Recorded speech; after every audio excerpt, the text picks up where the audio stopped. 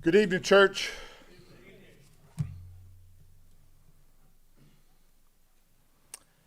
How much time do we have? Isn't it astonishing to think about how much time we do have? There are 525,600 minutes in a year. That's a lot of time to get a lot of things done. It's a little depressing when we think about how we spend those minutes. When we add it all up and realize how we spend our time and our lives. Sometimes it's a little depressing because there are so many things that are priorities in our life, that are important in our life, that we want to accomplish, but we spend so little time on those things. Maybe doing other things that we think are more important, that are superficial, that may not be as important. The USA Today did a survey about the top things that people procrastinate the most. The top 5 things that people procrastinate the most on. And this is what they found out. Number 1 is housework and yard work. It's not surprising. Number 2 is coming around the corner, filing our income taxes. Number 3, making dentist and doctor's appointments. Number 4, calling relatives. And number 5, changing the oil in our vehicles. Now, y'all have 525,600 minutes this year. So this week, resolve to get your oil changed and call your mother, okay? But we often procrastinate or delay or fail to plan in doing the things that are important. For instance, exercise. I would ask people to show their hand how many made a New Year's resolution to exercise, that are just have a resolve to exercise. But too often we identify with the poet who wrote this: I spent a fortune on a trampoline, a stationary bike, and on a rowing machine, complete with gadgets to read my pulse and gadgets to prove my progress and results, and others to show me the miles I've charted. But they left out the gadget to get me started. And that's so true. Where do you buy that gadget? I don't know. You see, it's not the gadget that's the problem, is it? It's the commitment. It's the determination that we have. I find that people procrastinate about a lot of things in their life, but often we procrastinate about the single most important thing in our life, and that is getting ready to meet our Maker, getting ready to where we will spend eternity. Now, I'm not going to preach a gloomy sermon. I'm a cheerful person, and this is a positive message. But we need to think about where are we going to spend our eternity and whether or not we're ready to meet our Maker. Open your Bibles, if you would, to Matthew chapter 25. We're looking at some of the parables of Jesus. And Jesus told this parable, this story, to encourage us to be ready. Matthew chapter 25. He's teaching us a parable of how we can be prepared to meet our Maker. And the first point tonight is the telling of the parable. Let's just look at it together. This is Jesus speaking, and he says in Matthew chapter 25, verse 1, the kingdom of heaven will be compared to 10 virgins who took their lamps and went out to meet the bridegroom. The virgins are those who are like modern bridesmaids. In the custom of Jesus' day, they would accompany the bride and the bridegroom to the bridegroom's house. And this is one of several passages in Matthew's gospel which he draws on this wedding imagery. Jesus describing here, he says, the kingdom of heaven, and notice he says it will be comparable. In other words, he's talking about what the kingdom will be like in the future. Many translations identify these as 10 virgins, and that's okay. But the fact that there are virgins are really not what's important. What's important here is that these are 10 young single girls who are involved in a wedding ceremony, a wedding procession. They are bridesmaids who are looking forward to the coming of the bridegroom. They're going to be a part of a wedding. And what's more exciting than being part of a wedding? You notice here, if you take a glance over the section, that the bride is not even mentioned in Jesus' story. And that's okay. We don't need to know about the bride. The strength of the parable doesn't depend upon the bride at all. The bridegroom is the central figure in Jesus' parable here, and therefore we focus our attention on that. In verse 1, there are 10 virgins, bridesmaids, who are looking forward to the bridegroom. And according to the Jewish custom, would leave the bridegroom's home in a great procession the bride's home in a great procession to the bridegroom's home, where the final part of the wedding festivities would be conducted. All 10 girls had their lamps because it's nighttime, and the lamps or the torches would be needed to light up the path so they could make it from one house to the other house, and then they would provide the light that was in the house. They're going to meet the bridegroom. Look at verse 2. It says, 5 of the bridesmaids were foolish, and 5 were prudent or wise. 5 were foolish, and 5 were wise. What does that mean? I'm glad you asked. What is it to be foolish or to have wisdom? Well, generally speaking, throughout the Bible, wisdom and foolishness doesn't have to do with knowledge, intellect, or the lack thereof. Wisdom and foolish have everything to do with action and not the education. In other words, foolish people are those who know what to do and they do not do it. Foolish people are those who know what to do, but they do not do it. And a wise people or a wise person are those who know what to do and they do it. So here we have 5 of each. 5 foolish bridesmaids who know what to do and they didn't do it, and 5 wise bridesmaids who actually know what to do and actually did it. Look at verse 3. For when the foolish took their lamps, they took no oil with them. If we just stop and think about that, what a foolish thing to do. Everyone knows that you need a lamp and you need extra oil with it. And if you don't bring that oil with the lamp, it's like bringing a flashlight without batteries, or going on a trip and forgetting to fill up your gas tank. These foolish girls didn't take their task very seriously. In other words, they didn't plan ahead with appropriate action. They only made a partial preparation. They knew they needed oil, but they didn't bring it anyway. Verse 4, it says, but the prudent, the wise, took oil in their flask along with their lamps. These wise girls were prepared. They had planned ahead. They knew that their torches were going to need oil, so they took a flask of oil with them. They were wise. Now, when the bridegroom was delayed, the bridesmaids all got drowsy and they began to sleep in verse 5. Notice that all 10 girls fell asleep. In fact, if you look at this parable so far, you notice the similarities in many respects. Think about this. All 10 girls intended to meet the bridegrooms.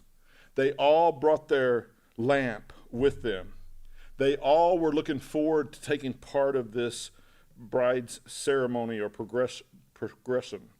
They all thought they were going to be part of the wedding party. And here in verse 5 it says, they all fell asleep when the bridegroom was delayed. So many similarities. In verse 7, and we'll get to that in just a moment, they wake up and they prepare their lamps when the groom becomes ready. But make this observation for later. The 10 bridesmaids were very similar in many respects. Now, Jesus in his parable doesn't tell us why the bridegroom is delayed. It doesn't really matter.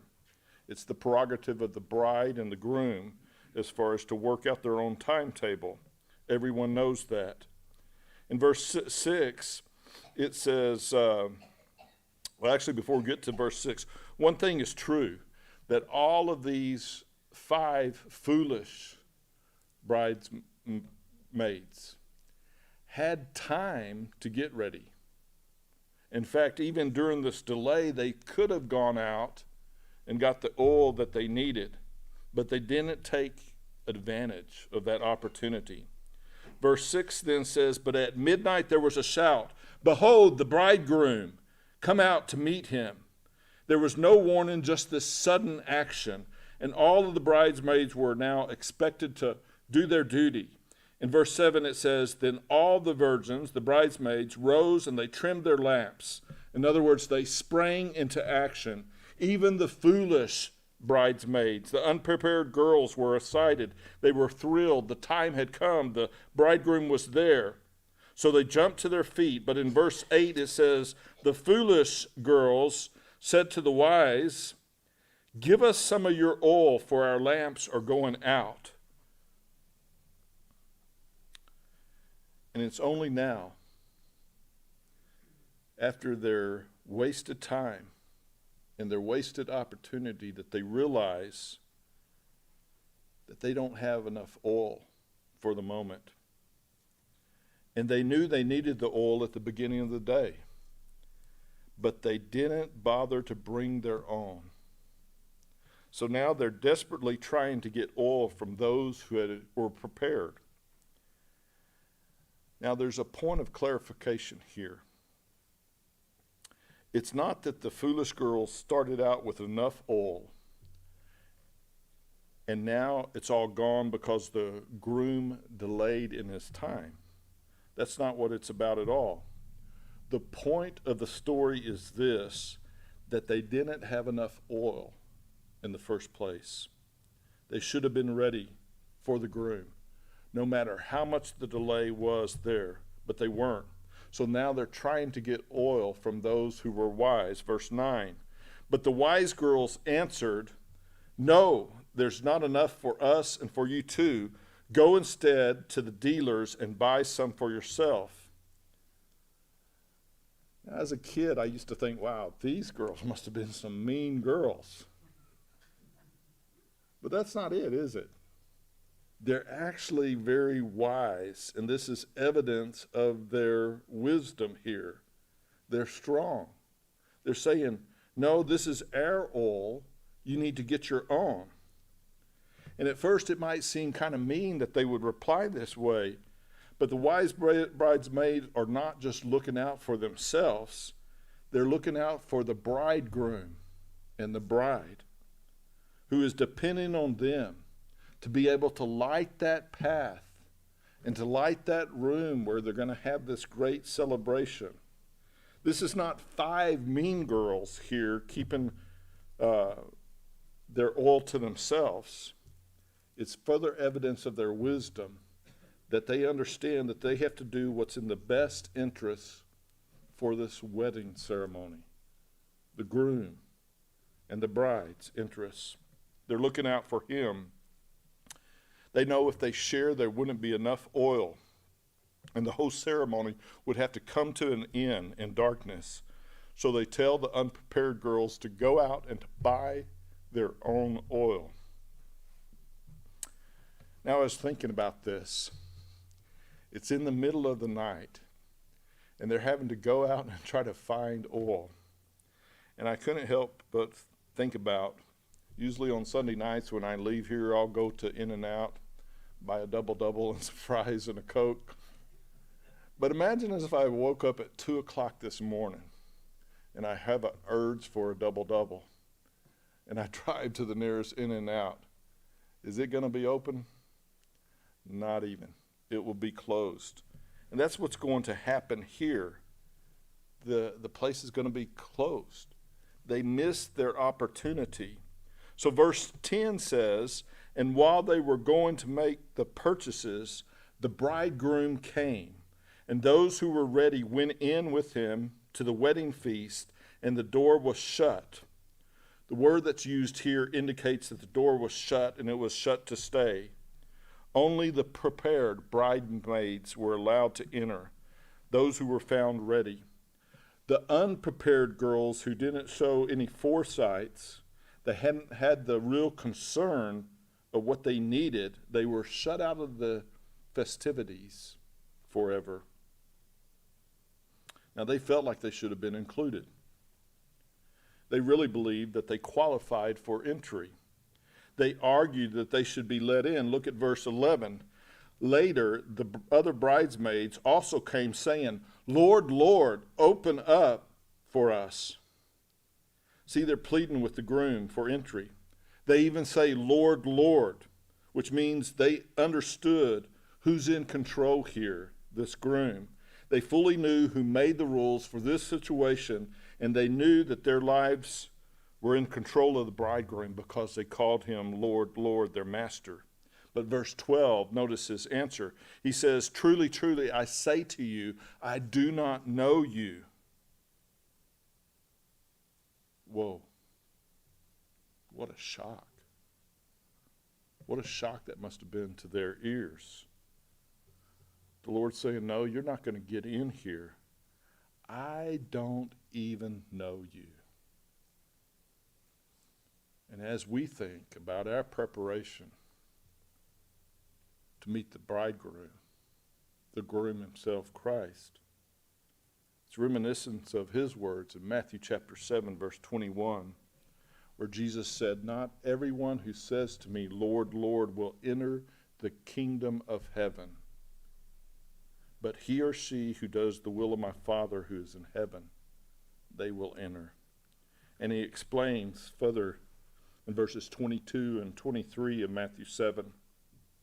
"Many will say to me on that day, 'Lord, did we not prophesy in your name? And did we not cast out demons in your name?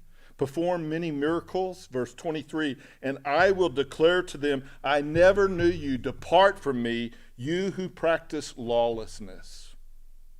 It's very clear, isn't it?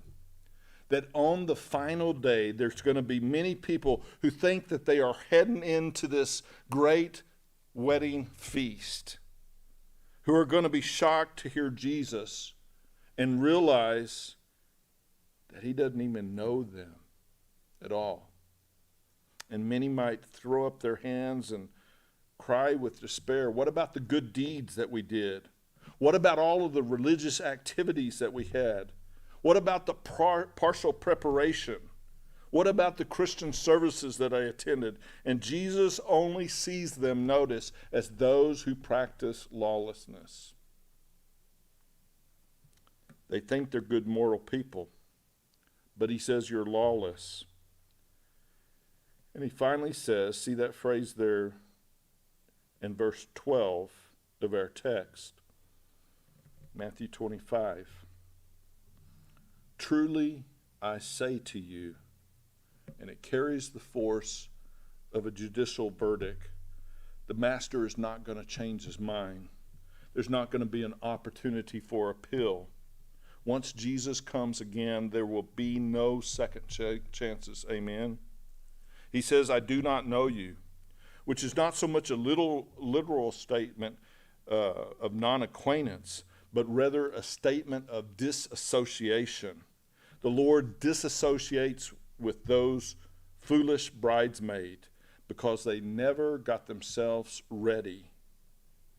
They failed to have the oil that was required of them.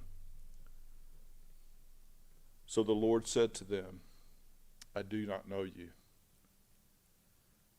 This moment is one of sheer terror as the 5 unprepared bridesmaids realize the folly of their action, that they should have been ready, but they weren't. Jesus says in verse 13, "Be on alert then, for you do not know the day or the hour." In other words, he's saying to each one of us tonight, be prepared.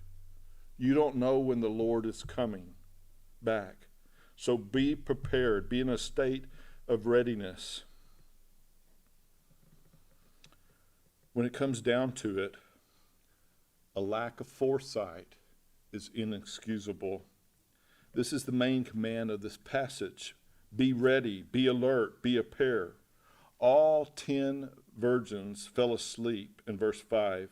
Sleeping was not the issue here. Being prepared when the time comes was the issue. Jesus said in Matthew chapter 24, verse 42, be on the alert, for you do not know which day your Lord is coming. And then again in verse 44 of chapter 24. For this reason you must be also ready, for the Son of Man is coming in an hour when you do not think he will. No one knows when the Lord, the Son of Man, the bridegroom, is going to return. You must be ready. So what is the teaching or the application of this parable? We've looked at the telling of the parable. I want to conclude tonight with the teaching, or 6 implications that apply to all of us. 6 implications or teaching on this parable. And the first one is this: Christ's return should be greatly anticipated. Christ's return should be greatly anticipated. Think about it. What will it be like for you to meet Jesus the Christ in person for the very first time? To meet him face to face. It's got to be a joyful event. Something that is greatly anticipated. We should be looking forward to Christ's return and seeing Jesus. We should be looking forward to it as a wedding celebration with much excitement. It's going to be awesome. In fact, it will be better than a wedding celebration. It's going to be the best celebration ever when we're able to meet Jesus face to face. And we ought to be ready for that, but we also ought to talk about that all the time. Pray about it as happened tonight. We ought to get excited and pumped up and be ready. We ought to look forward to the return of Jesus. Number 2, the return of Jesus will be delayed. Just like the wedding party in this parable of Jesus took their time, they had their own schedule. The bridegroom was delayed. So too, Jesus has his own schedule, and yet only the Father knows. In fact, in Mark chapter 13, verse 32, we're told that, aren't we? It says, but about the day or the hour no one knows, not even the angels of heaven, nor the Son, but the Father alone. Mark 13:32.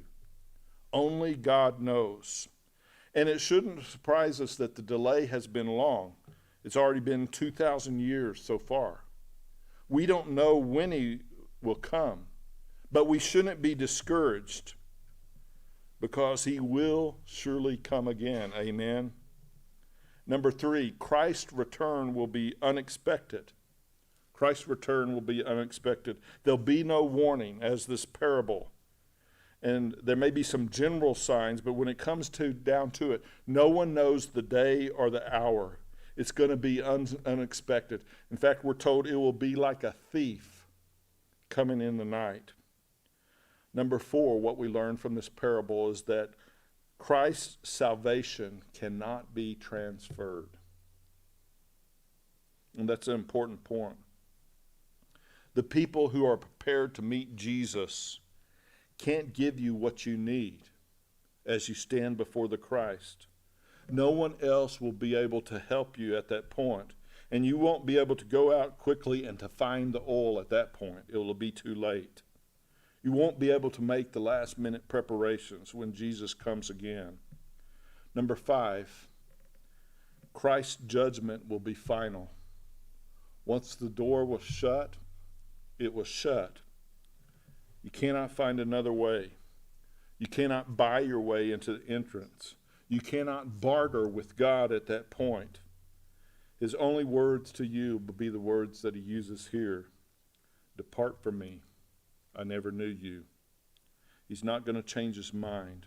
which leads us to the final point as far as in the teaching. Christ's kingdom is for those who are prepared. Christ's kingdom is only for those who are prepared. The kingdom of heaven is those who have become prepared and remain prepared. And Pew Packers, we say the last thing is to do what? Live a faithful life. It's not enough for us to get to the point where we're baptized, though that's important. We're baptized, that's the beginning for us, the birth. We are to continue to live that faithful life, to be prepared. And that's what we learn as far as in this parable. The Christian life is not a sprint, it's a marathon, and we have to be prepared. A genuine Christian will invest their life to prepare for eternity. Is that you? Are you ready for Jesus to come again? Are you ready to meet him? Listen to these famous quotes. The first one is by Benjamin Franklin. By failing to prepare, you are preparing to fail. By failing to prepare, you are preparing to fail. Vince Lombardi said this: everyone has a will to win, but very few will be prepared to win. And the final quote is by Russell Wilson, who says this: separation is the preparation. All these individuals are talking about insignificant matters, really, like establishing a nation and winning a sports game. But when it comes to meeting Jesus, it's important, and there needs to be a preparation for that. Jesus may delay, but we're told in 2 Peter chapter 3, verse 10, Peter says this: the final day of the Lord will come like a thief, in which the heavens will pass away with a roar, and the elements will be destroyed with intense heat, and the earth and its works will be burned up. You cannot plan for the visit of a thief in the night. You can't put it out on the calendar, nor is there some app that you can have on your phone to be ready for Jesus. You know, this last week, my son-in-law's father had a stroke. So they didn't know if he was going to make it, and I decided that I would catch a flight on standby to fly to Chicago. And so I got a flight, early morning flight. We're flying from here to Phoenix, or from Phoenix to Chicago, which sounds like a pretty easy flight.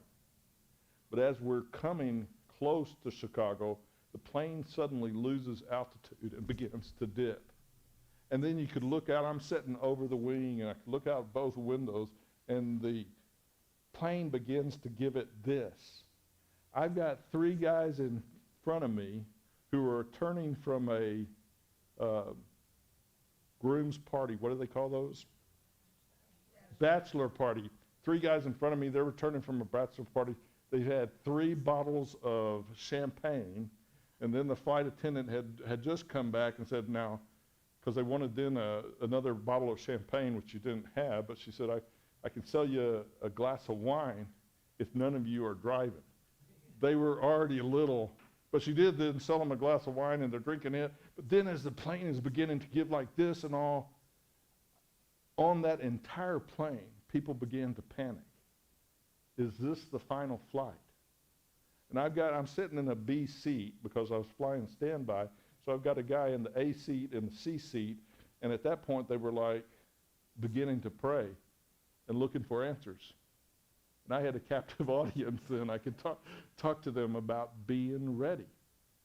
But we never know if that might be the final flight. And whether our life ends in death here, or we stay alive and Jesus returns again, we have the assurance that yes, Jesus will return. The question then, whether it's in that situation on a plane that goes down and death here, or in that final moment, the question is simply this: are you ready? Are you ready? And if not, Jesus says to us tonight, Jesus says to you, Get ready. Be prepared. If we can help you in any way find that preparation, get closer to Jesus, it's God's invitation to you